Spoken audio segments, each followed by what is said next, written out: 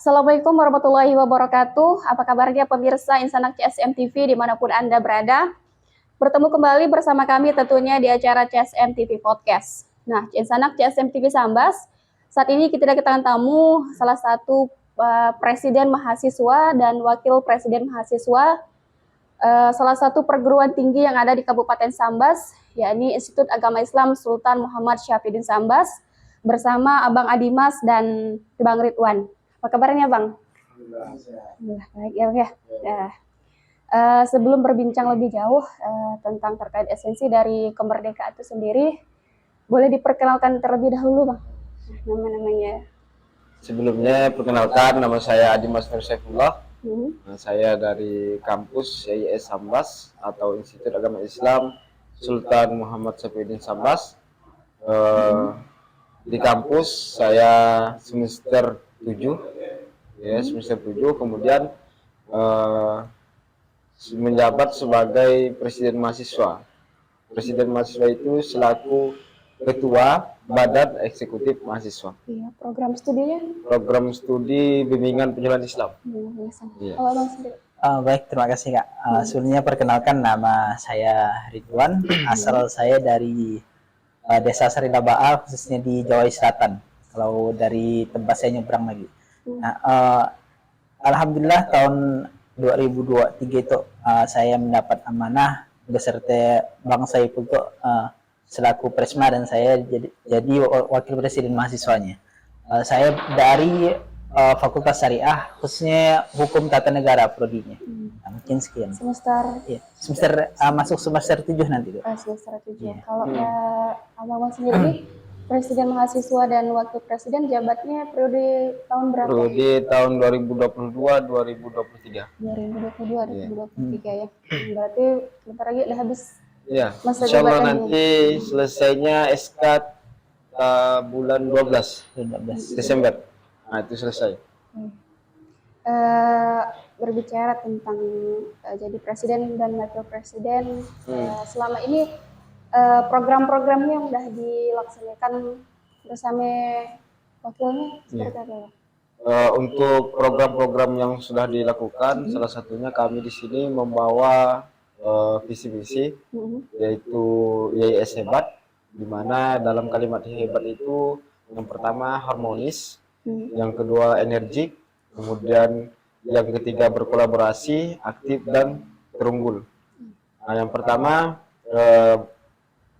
tentang keharmonisan, di mana kami di internal, khususnya di Institut Agama Islam di kampus kami, di situ yang awal kali kami gerakkan adalah keinginan mahasiswa, keharmonisan mahasiswa, di mana seluruh mahasiswa ini berbaur satu sama lain, tidak ada membedakan antara kepentingan pribadi, kepentingan organisasi lain atau kepentingan dosen dan lain. Ini khususnya keharmonisan keluarga antara mahasiswa. Jadi tidak ada sekat dari setiap mahasiswa. Itu keharmonisan. Program yang telah kami lakukan untuk keharmonisan adalah pembentukan terhadap UKM. Nah, sekarang lagi gencar-gencarnya, dan ke depan insya Allah tanggal 26 sudah melaksanakan 26 Agustus. Nah, akan melaksanakan pertemuan rapat kepada setiap Ormawa. Ormawa itu singkatannya organisasi mahasiswa. Karena organisasi mahasiswa di YIS itu cukup banyak. Nah, itu yang menjadi PR besarnya sebenarnya. Keharmonisan yang dilakukan oleh seluruh mahasiswa. Nah, jadi bukan dari presidennya sebenarnya keharmonisan itu, namun dari rakyat-rakyatnya ataupun mahasiswa-mahasiswa yang dipimpinnya. Nah, jadi keharmonisan itu yang perlu dibangkitkan kembali oleh setiap mahasiswa. Kemudian yang kedua tentang energik. Energik itu dalam artian semangat mahasiswa yang awalnya mereka apatis, yang awalnya mereka ini tidak aktif di organisasi, bisa aktif kembali melalui forum-forum kecil, melalui diskusi-diskusi kecil, dan itu rutin dilaksanakan. Sekarang mungkin masih belum ada karena terhambat oleh libur semester ini kan. Jadi sebelumnya sudah mulai aktif juga, karena yang paling penting di sini kabinet yang kami bawa itu adalah kabinet kolaborasi hebat. Dalam artian BEM ini tidak melakukan gerakan sendiri, namun dia melakukan kolaborasi bersama dengan OKP bersama dengan pemerintah daerah, kemudian banyak berkolaborasi bekerja sama dengan instalasi-instalasi yang ada di Kabupaten Sambas. Kemudian selanjutnya yang telah kami lakukan adalah gerakan untuk menjalin mitra. Yang kemarin alhamdulillah kita sudah bermitra dengan salah satu lembaga yang ada di negara Malaysia sampai ke internasional, yaitu Al-Hikmah. Kemarin sudah melakukan, sebenarnya itu kegiatan dari kampus, namun banyak dari mahasiswa yang terjun di lapangan. Nah, dalam artian di Al-Hikmah itu sendiri kita sudah bermitra. BEM juga sudah bermitra, kemudian kampus sudah bermitra. Selain itu, ke depan kita akan melakukan program-program yang akan membuat kampus YIS ini bisa negeri. Ya. Kalau sejauh ini tadi kan Abang bilang membangun mitra dengan Al-Hikmah ya. Iya. Kalau sejauh ini sudah berjalan dengan untuk kemitraan tersebut baru kemarin. Iya, kegiatannya itu adalah pengabdian ataupun KKM sebenarnya itu kan. ya, KKM, namun diselipkan dengan kegiatan-kegiatan mahasiswa. Jadi BEM ikut andil di dalamnya.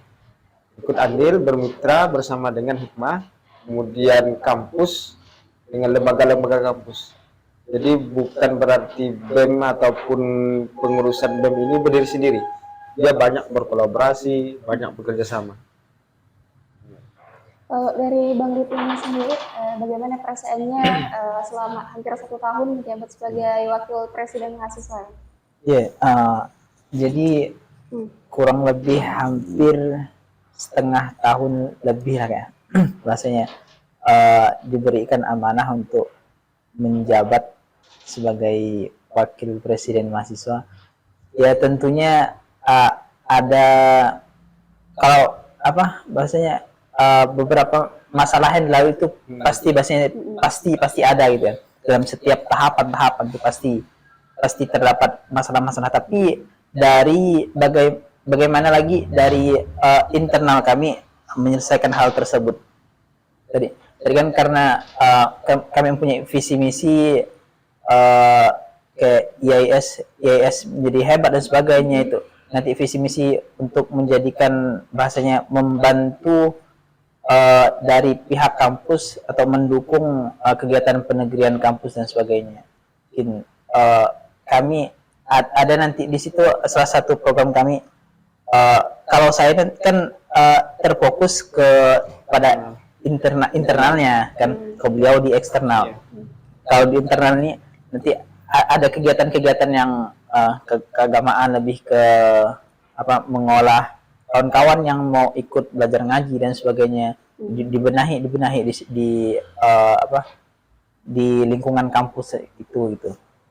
Untuk kan mengurus kerjasama antar kampus dan sebagainya itu pada resmanya.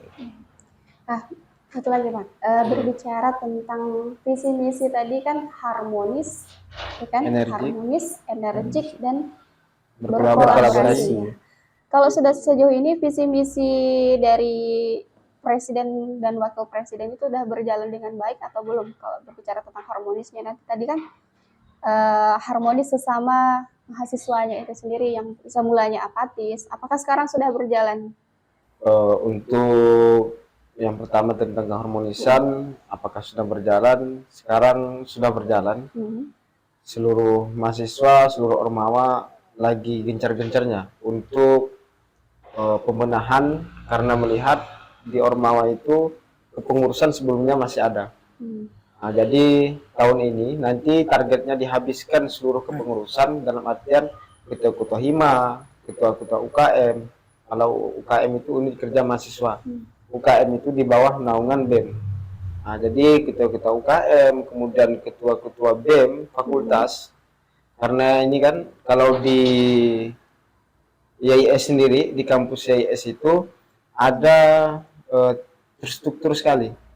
Struktur pemerintahan itu ada di IAIS, ada di kampus, dimanapun kampusnya. Karena di IAIS ataupun di kampus kami itu, dia seperti miniatur negara. Seperti miniatur negara. Mengapa saya katakan seperti miniatur negara? Karena di sana ada pemimpin, ada kepengurusan seperti negara sendiri. Nah, jadi yang pertama seperti presiden mahasiswa itu sebagai pemimpin besar ataupun ketua yang mengetuai daripada mahasiswa. Kemudian ada ketua BEM fakultas itu mengetuai daripada setiap fakultas. Kalau ibaratnya presiden mahasiswa ini adalah presiden Indonesia, kemudian presiden maksudnya gubernurnya di provinsi itu ketua BEM fakultas, kemudian bupatinya itu adalah HIMA, ketua HIMA, dan UKM itu adalah instalasi di pemerintahan, seperti itu. Karena miniatur negara itu konkret dan real ada di kampus. Itu sebenarnya yang menjadi keunikan daripada suatu kampus. Nah, jadi di sini apakah sudah selesai untuk keharmonisan tersebut? Sebenarnya masih menjadi PR besar untuk kami selaku kepengurusan BEM Institut. Nah, jadi setiap ormawa, kemudian organisasi mahasiswa yang ada di kampus kami itu sudah mengalami yang namanya kepengurusan yang belum solid, pertama. Kemudian PR-nya bagaimana caranya mereka ini bisa solid terlebih dahulu. Solid dalam artian bekerja sama satu sama lain. Nah, dan sekarang bukti nyatanya ketika di dalam kampus kami banyak yang tidak solid. Sehingga itu menjadi PR kami, PR besar. Karena pengurusan sebelumnya itu masih ada bekas-bekas daripada kepengurusan yang belum diganti. Artinya kepemimpinannya sudah melebihi daripada SK. Jadi yang mereka ini yang sudah selesai masih menjadi ketua. Nah, itu yang masih menjadi PR kami. Bagaimana menyelesaikannya. Nah, kemudian di internal kami di kampus ada yang namanya Dewan Perwakilan Mahasiswa. Itu sama dengan DPR. Nah, DPR dia yang mengatur seluruh undang-undang yang ada di kampus. Kemudian aturan-aturan yang ada di pemerintahan itu diatur oleh DPR, Dewan Perwakilan Mahasiswa. Kemudian yang menjadi dorongan itulah yang menjadi abang sendiri untuk menjadi presiden mahasiswa. Karena sebelumnya kurang solid dan lain sebagainya. Itulah yang mendorong mungkin ya abang menjadi presiden mahasiswa supaya harmonisasi itu terjaga antar sesama mahasiswa. Kalau kesibukannya sekarang selain kuliah, kesibukan saya selain kuliah itu sekarang kan semester 7 kan. Semester 7 jadi sudah mulai magang. Begitu juga dengan wakil saya. Dia pun sudah mulai, kami ini semester 7. Ya, sudah semester 7 jadi sudah mau selesai juga kan. Jadi tidak mungkin berlarut dalam dalam ruang lingkup yang lumayan besar dalam menjadi seorang pemimpin, kemudian menjadi seorang wakil pemimpin itu bebannya terlalu berat. Namun beban ini bisa dipikul bersama-sama jika kita ini sudah harmonis, sudah mampu untuk berkolaborasi bersama dalam bersinergi bersama. Organisasi internal maupun eksternalnya ada internal dan eksternal ada. Apa, ya sekarang saya kalau di eksternal saya menjadi pengurus di Amdin di era Kalimantan, itu Asosiasi Mahasiswa Dakwah Indonesia. Kemudian di BEM Nusantara, Badan Eksekutif Mahasiswa Nusantara. Jadi bagian dari tersebut. Kemudian selanjutnya di bagian HMI ataupun Himpunan Mahasiswa Islam. Nah, sekarang saya mungkin selanjutnya akan melaksanakan kan selesai nih kongres kan, kongres HMI, kongres iyalah akan melaksanakan kegiatan sudah selesai sih untuk kongres ya kan. Ya, mungkin ke depan akan melaksanakan kongres yang menjadi tuan rumah gitu kan, tuan rumah di Kalimantan Barat ya. Tuan rumah menjadi kongres nasional HMI se-Indonesia ada di Kalimantan Barat. Organisasi internalnya Internal yang ada di yang pertama saya masih ya di BEM. di BEM. Ya di BEM. BEM itu Badan Eksekutif Mahasiswa. Masih aktif. Begitu juga dengan motor saya. Kalau misalkan apa namanya, organisasi yang lainnya nggak ada ya? Organisasi yang lainnya selain itu saya juga aktif di Karang Taruna desa. Kemudian selain Karang Taruna saya pun aktif di bagian remaja masjid. Remaja masjid juga sudah mulai aktif juga waktu itu. Dan sekarang karena memang waktu gitu kan, jarak juga kan, jadi lebih banyak di Sambas. Oh ya, berarti lumayan aktif lah kalau di Iya, organisasi lumayan lah. internal maupun eksternal. Iya. Kalau Bang Ridwan sendiri kesibukannya selain selaku mahasiswa di organisasi-organisasi di organisasi hampir sama sih dengan Bang Saiful. Yang pertama saya kan kalau di internal saya sebagai wakil presiden mahasiswa. Nah, kalau di eksternal hanya satu yang saya pegang, itu ada namanya di HMI, ada lagi lembaga namanya Lembaga Dakwah Mahasiswa Islam. Nah, di situ alhamdulillah saya mendapatkan amanah itu kan menjadi ketuanya lah bahasanya, untuk menjadi direktur umumnya di LDMI itu.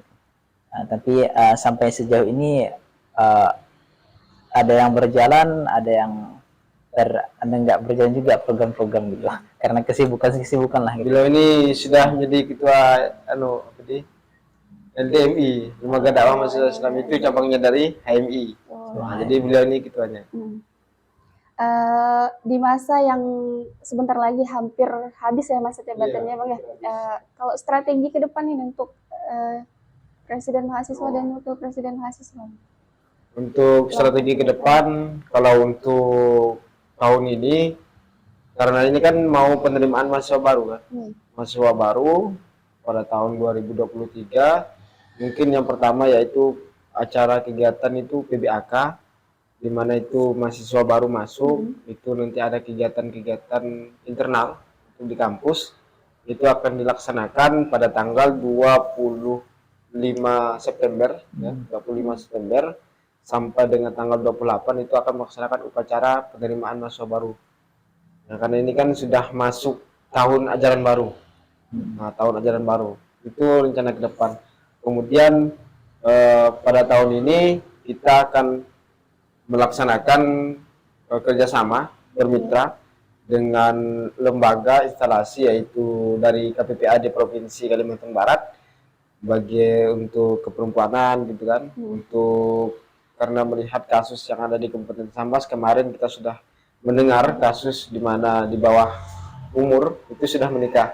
Nah, itu yang kami soroti, yang kami kecam sekali terhadap kasus itu, dan kami pun mendatangkan untuk bermitra dan mengundang dari KPPAD untuk menjalin kerjasama bagaimana nanti ke depan Kabupaten Sambas ini bisa melihat keadaan situasi dan memahami bagaimana kondisi pemuda-pemuda, kemudian anak-anak yang perlu dilihat oleh dan dipandang oleh pemerintahan Sambas. Nah, itu yang penting. Kemudian bermitra dengan KPU. Nah, KPU dalam artian kita ini 2024 sudah melaksanakan pemilihan. Pemilu. Jadi itu adalah target utama. Kemudian melihat penerimaan mahasiswa baru ini kemungkinan umur belasan, kemudian ada yang tahun 2004 dan kelahiran 2005.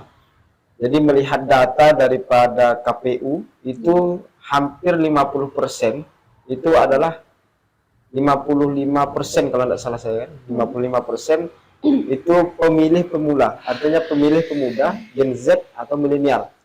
Kalau bentuk Nah. kerjasamanya dengan KPU seperti apa? Bentuk kerjasamanya dengan KPU ini masih rencana. Rencana. Ya, rencana nanti kita akan melakukan silaturahmi.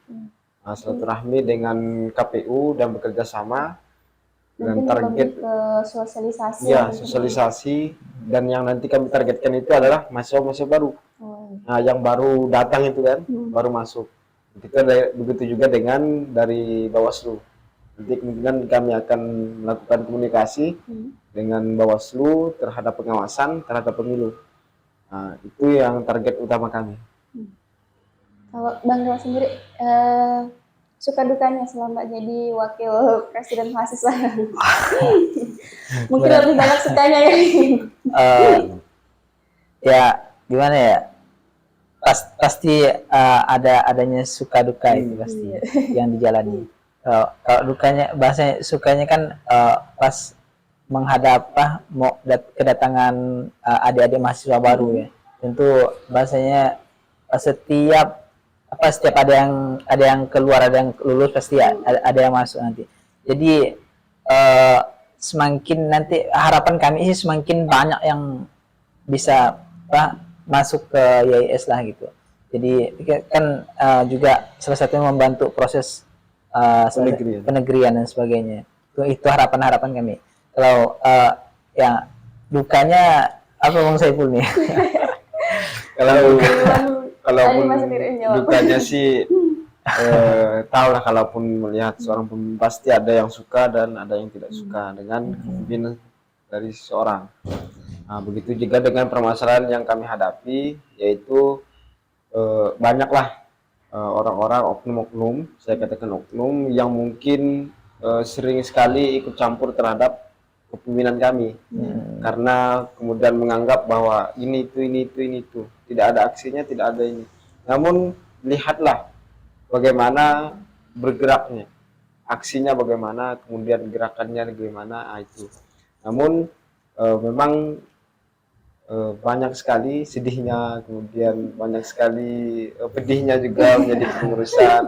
Ketika kami dilantik gitu kan, artinya tanggung jawab yang sudah diemban ini dunia akhirat gitu kan.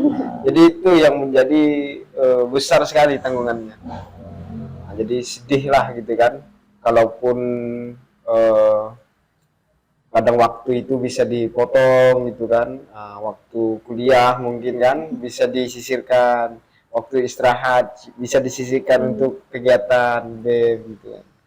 Jadi banyak lah, kalau kadang pulang itu kan, pulang ke rumah itu jarang gitu kan. Nah, karena PR-nya ini di sini gitu kan, tanggungan kita ini di Sambas, di kampus masih. Kalau sukanya Bang? Ya sukanya yang pertama, kalaupun sukanya di pengurusan ini, ketika menjadi presiden dan wakil presiden itu kita bisa mendapat relasi lah intinya. Intinya itu dapat relasi sampai keluar gitu kan. Jadi bisa mendapat pengalaman lah, karena pengalaman itu sulit untuk dicari. Nah, pengalamannya kemudian sukanya itu bisa keluar gitu kan, bisa memperkenalkan kampus YIS, kampus perbatasan, salah satu kampus negeri, salah satu kampus swasta yang akan negeri gitu kan. Usaha kita sampai memperjuangkan keluar, memperkenalkan YIS ini loh ada di Sambas. Intinya membangun relasi, membangun relasi dan lain sebagainya. Nah, berkaitan dengan kemerdekaan Republik Indonesia ya, hari ulang tahun kemerdekaan Republik Indonesia yang ke-78. Kalau menurut Abang sendiri, makna dari kemerdekaan di mata mahasiswa mana Bang? Makna kemerdekaan dari mata mahasiswa itu sendiri adalah bagaimana kita meresap dan melihat sejarah. Maknanya kita melihat sejarah apa yang menjadi PR besar ketika kemerdekaan ini. Apakah jiwa kita sudah merdeka, pikiran kita sudah merdeka, atau hati kita sudah merdeka? Ketika kita melihat pikiran kita sudah merdeka, maka itu sudah dikatakan merdeka. Mengapa saya katakan begitu? Karena banyak sekali mahasiswa-mahasiswa ini dalam pemikirannya tidak merdeka. pemikirannya tidak merdeka, kemudian hatinya tidak merdeka, dalam artian dia tidak bisa bergerak sendiri. Dia masih banyak disuruh, dia masih banyak kamu ini, kamu itu, kamu harus ini, kamu harus itu. Itu mereka masih tidak merdeka. Saya katakan ketika dia merdeka, dia mampu berdiri sendiri, dia mampu berpikir sendiri, dia mampu untuk melihat situasi dan kondisi itu sesuai dengan keinginannya, bukan sesuai dengan keinginan orang lain.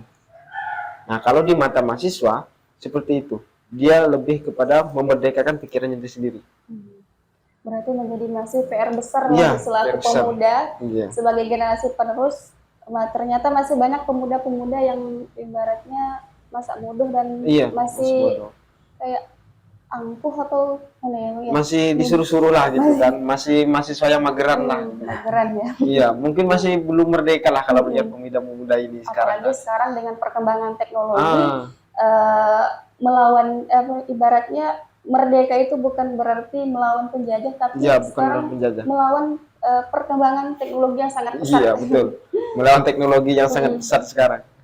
Apalagi sekarang canggihnya dunia teknologi seperti medsos sekarang malah berperan dengan Ya, sangat-sangat hal tersebut. berperan. Sangat-sangat berperan.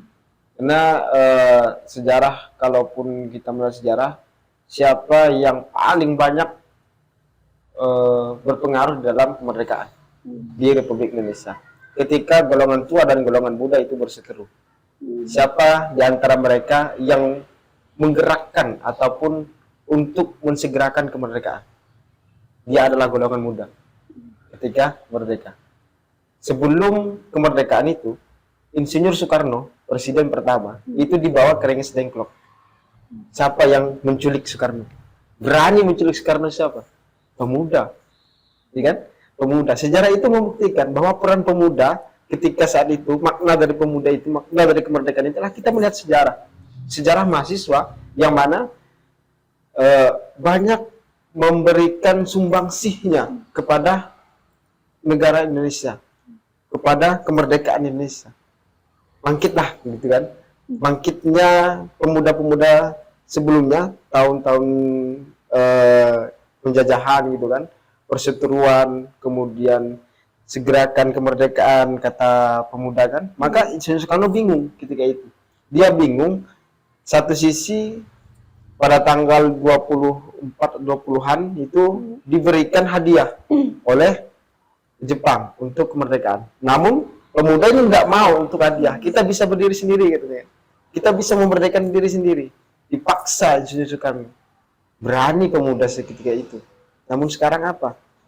Apakah pemuda sekarang hanya disuruh-suruh pikirannya, atau hanya disuruh-suruh tentang kamu ini, kamu itu? Ini menjadi PR besar, sebenarnya kan?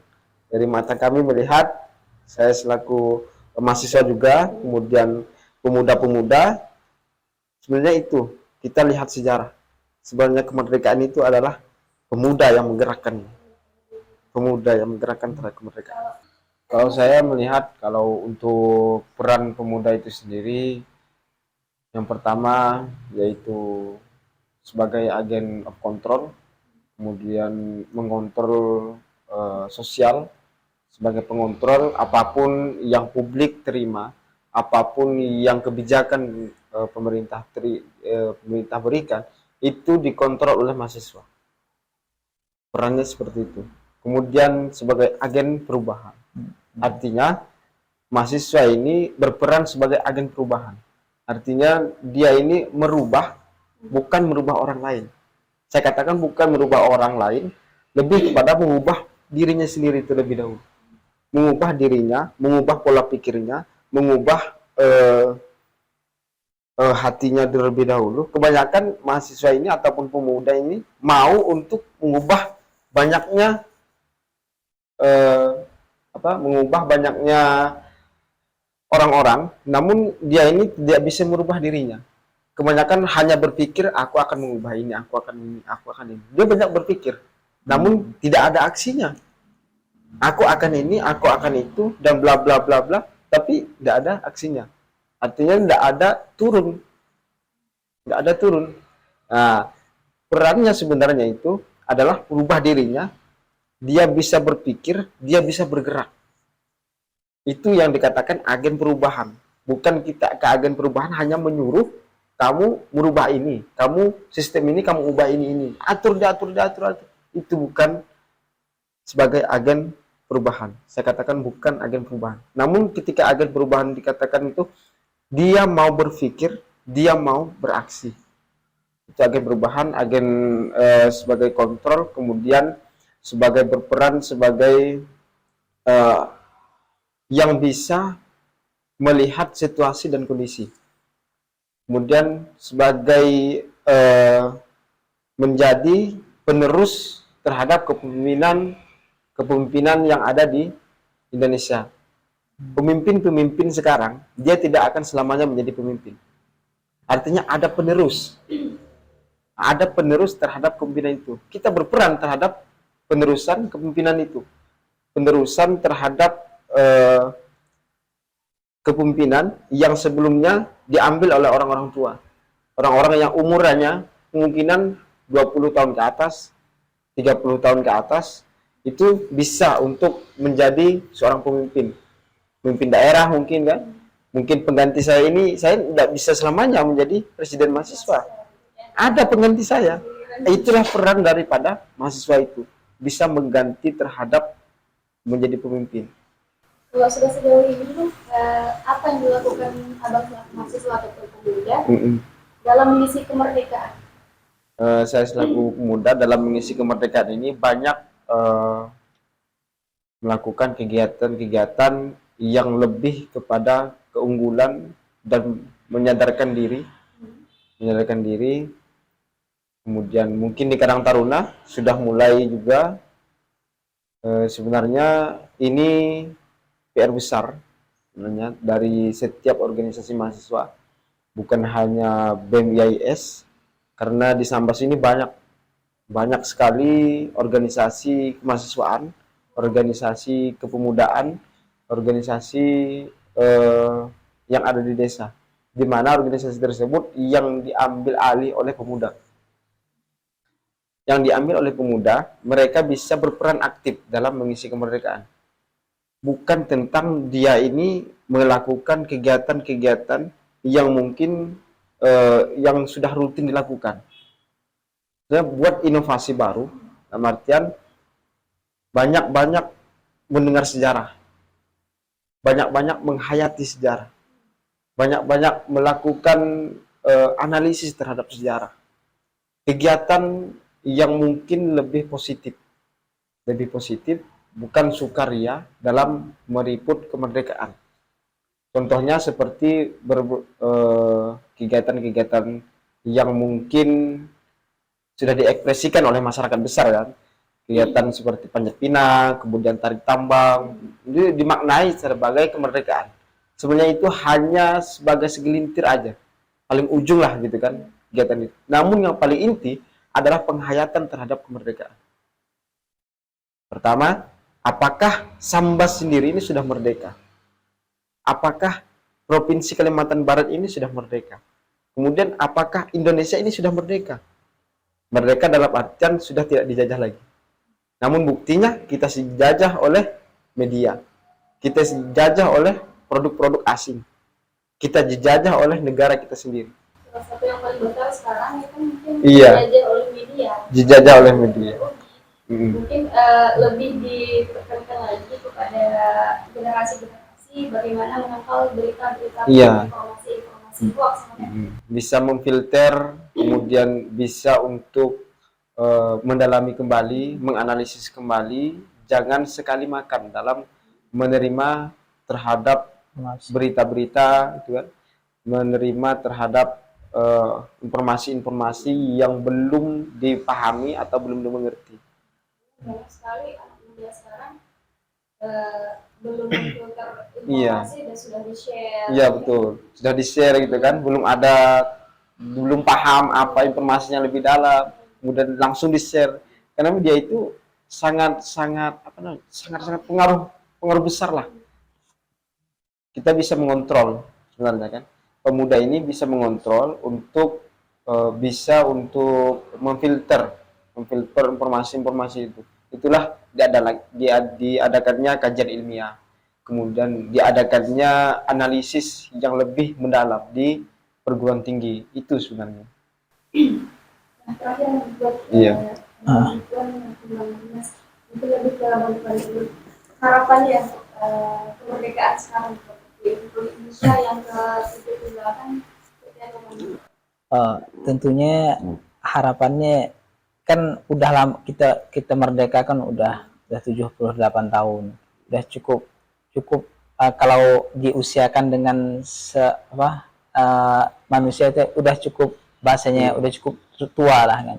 Jadi memang ada poin-poin yang harus kita pegang. Salah satunya kita dalam mengisi kemerdekaan ini kan tidak mesti harus kita ekspresikan, salah satu kan dari acara-acara tadi, tapi ada poin penting yang harus kita ambil. Perubahan apa yang telah kita lakukan terhadap diri kita selang berjalannya setiap tahun kita memperingati kemerdekaan, perubahan apa yang telah kita lakukan dalam diri kita gitu. Kalau menurut saya, kalau menurut Bang Saiful nanti beda versi deh ya. Menurut saya sendiri apa ini, tapi menurut saya harapannya untuk pemuda, pada seluruh pemuda, seluruh mahasiswa yang ada di Kabupaten Sambas, harapannya kita lihat sejarah, kita lihat kembali, kita bangkit kembali, karena sejarah dari kemerdekaan itu adalah pemuda. Kemudian apa sumbangsih dari pemuda untuk Indonesia? Jangan malu untuk mengatakan bahwa sumbangsih daripada pemuda ini sangat-sangat besar. Namun dalam kemerdekaan yang ke-78 ini, apakah mahasiswa sudah melakukan perubahan?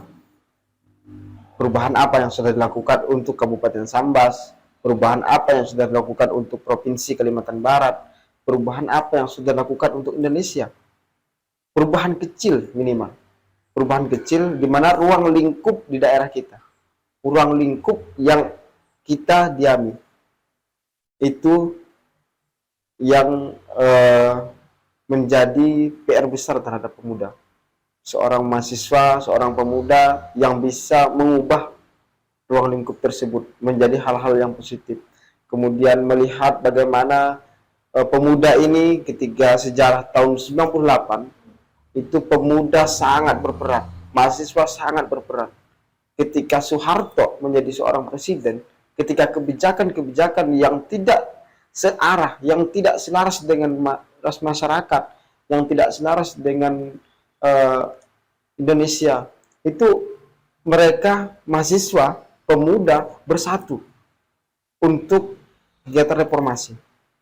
Artinya mahasiswa ini masanya sangat banyak, pemikirannya sangat-sangat banyak, namun keluarkan kembali di tahun ini, angkat kembali, ingatkan sejarah itu, kejadian 98 di mana sahabat-sahabat kita, di mana kerabat-kerabat kita ditangkap, ditahan, dianiaya mahasiswa.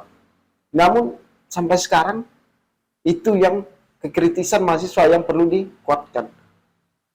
Bagaimana nanti ke depannya di setiap kecamatan ada pemuda, bangkitkan kembali di organisasi kecamatan, kemudian Karang Taruna aktifkan kembali pemudanya. Siapa yang menggerakkannya? Mahasiswa menggerakkannya. Turun, jangan gengsi. Saya katakan pemuda ataupun mahasiswa ini jangan gengsi untuk turun, untuk merubah sekitar. Jangan gengsi terhadap melihat di desa ini kan. Ini sebuah desa. Desanya ini banyak pemuda. Namun pemudanya banyak mabuk-mabuk, kemudian pemudanya banyak yang tidak mau ini jadi mager. Jadi jangan sampai mereka ini kalian diamkan. Datangkan dia.